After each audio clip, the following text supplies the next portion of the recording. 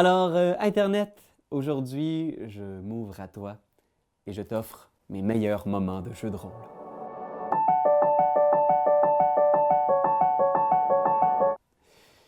Et oui, parce que le jeu de rôle, c'est une activité formidable qui fait vivre des moments étonnants. Tu sais, il y a toujours cette soirée-là où tu t'y attends pas, tu t'installes pour jouer à Donjon Dragon ou à n'importe quel jeu, puis soudainement, tu vis quelque chose de ultra intense, tu sais, que tu t'attends pas, puis c'est des moments magiques. Et souvent, comme ces moments magiques improvisés, c'est difficile d'en reparler parce qu'il fallait être là. C'était super cool sur le coup, mais tu sais, il n'y a rien de pire qu'une impro extraordinaire racontée après coup. Il n'y a rien de plus anticlimactique, mais je vais quand même essayer aujourd'hui de vous parler de mes 3 meilleurs moments de jeu de rôle. Jeu, jeu de rôle non coquin. Voilà. Alors, commençons par mon meilleur moment de jeu de rôle quand j'ai commencé à jouer. Alors, ça fait longtemps, c'était au tout début de la 3e édition. J'ai commencé à jouer avec la 2e édition, mais la 3e venait de sortir. C'est la première fois que j'étais maître de jeu. Je jouais avec mes petits frères, on connaissait pas toutes les règles, on avait lu tout en diagonale.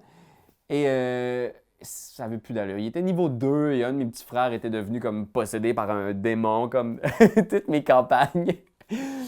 Et le seul espoir qu'ils avaient, c'était d'envoyer une flèche avec la potion qui pouvait le guérir dans sa bouche. Alors, mon autre petit frère, JC, était sur un balai volant avec son arc et il m'a dit, je peux-tu, genre, prendre mes 2 mains et tirer la flèche avec la potion dans sa bouche? Et je le savais, même maître débutant, je savais que c'était complètement impossible, mais j'ai dit oui. Si tu pognes un vin, et là, j'ai découvert la magie du vin naturel. Mon petit frère a roulé, et comme de raison, contre toute attente, ce fut un vin. Ce moment de joie qu'on a vécu quand tout le monde s'est levé en faisant « Non! C'est pas possible! » Et le village a été sauvé. Olivier, mon autre frère, son personnage Serval Latour, qui est resté une légende dans notre campagne familiale, a survécu pour grandir, vieillir et même mourir au combat plusieurs niveaux plus tard. Donc ça a vraiment été un moment mémorable. Je vous dirais aussi que mon deuxième moment marquant de jeu de rôle, c'est quand on a commencé le podcast des appendices. Je ne m'attendais pas à ce que ce soit si le fun. Je ne m'attendais pas non plus à ce que, pour ceux qui ne connaissent pas le concept, on joue à Donjon Dragon avec les appendices et à chaque mois, on reçoit un nouvel invité qui n'a jamais joué. Alors, c'est toujours la découverte du jeu. Qu'est-ce que c'est Donjon Dragon? Et je me toujours me souvenir d'un épisode avec, justement, Kat Levac, qui avait aucune espèce d'idée de c'était quoi Donjon Dragon. Et ça a tellement été un beau moment parce qu'elle a volé le show. Elle était extraordinaire. Elle n'était pas sûre de comment ça marchait, mais elle s'est dit à expliquer ce que son personnage faisait. Et elle a été une espèce de reine des voleurs et elle avait genre arnaqué tous les autres joueurs qui étaient là depuis plusieurs sessions. Elle les avait manœuvrés pour aller voler une banque pour qu'elle puisse se sauver avec un anneau de 3 souhaits, laissant les autres derrière se faire arrêter par la police locale. C'était malade. Vraiment, en plus, elle assassinait son frère. No spoilers! Mais pour vrai, il faut aller voir cet épisode-là. Cette liberté-là, c'était vraiment ce qui était impressionnant, c'est de voir quelqu'un qui n'avait jamais joué, soudainement découvrir que, attends, je peux tout faire. Ça, c'est magique. Et ça a été un de mes plus beaux moments. Sinon, un autre moment magique, c'est la finale du chapitre 2 de Curse of the Crimson Throne, qui est un adventure path de Paizo. Alors, c'est une immense aventure qui se joue sur 6 chapitres qui amène les héros du niveau 20, du niveau 1 au niveau 15.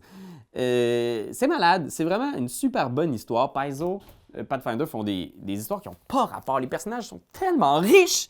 Mais bref, la finale de ce chapitre 2 était très demandante. Ils se sont retrouvés dans un combat extrêmement difficile. Et un de mes joueurs, son personnage, Smokey, était tombé en amour du capitaine de la garde de la ville de Corvosa. Et cette jeune dame était allée avec eux affronter le monstre de la faim. Et c'est un peu une espèce d'inside. Smokey, Mathieu Normandin roulait tellement mal.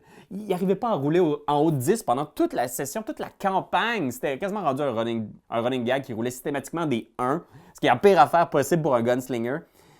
Et juste avant d'aller dans le donjon final, Cressida lui a remis un dé à 20 faces, le dé de sa grand-mère. C'était tellement...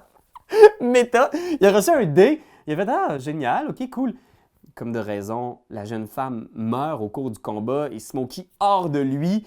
Tous ses amis tombent un à ceux de l'autre autour de lui. Pointe son arme. On est au bord du TPK, du Total Party Kill. Tout le monde est presque mort. Roule le dé de Cressida. Le dé de son amoureuse et il roule un 20 x 4 critique. 80 dégâts. Le monstre, pang, sa tête éclate.